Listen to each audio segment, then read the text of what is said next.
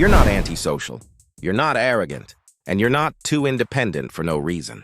What's really happening is more subtle than that. At some point, you realized something uncomfortable. Relying on people comes with risk, misunderstanding, disappointment, betrayal.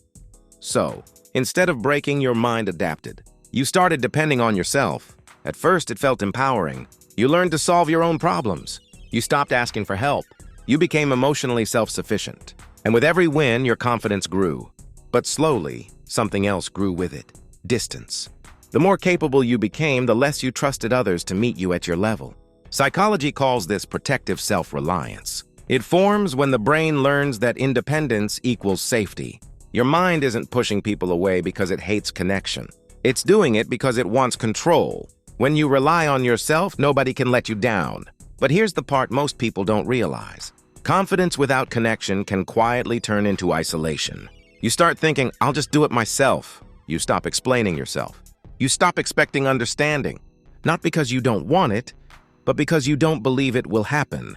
Over time, this rewires how you relate to others. You listen less, you share less, you trust selectively. And eventually, you begin to feel misunderstood even when people are around. This is where many self-aware people get stuck. They confuse emotional distance with balance. They say, I'm just focused on my character. I don't need people to validate me. I'm protecting my peace. And sometimes that's true. But sometimes it's fear dressed up as strength. Real balance isn't cutting people off. It's knowing when to stand alone and when to let someone stand with you. High self-confidence isn't the belief that you need no one. It's the belief that you can choose connection without losing yourself. Here's the key difference. Isolation says, I don't trust anyone. Balance says, I trust myself enough to let the right people in.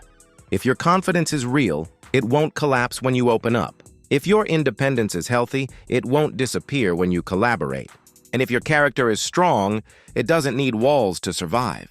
So ask yourself this, not with judgment, but with honesty.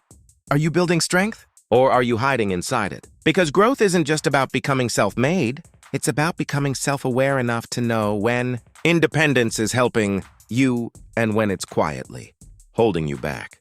If this felt personal, it's because your mind is already asking better questions. And that's where real balance begins.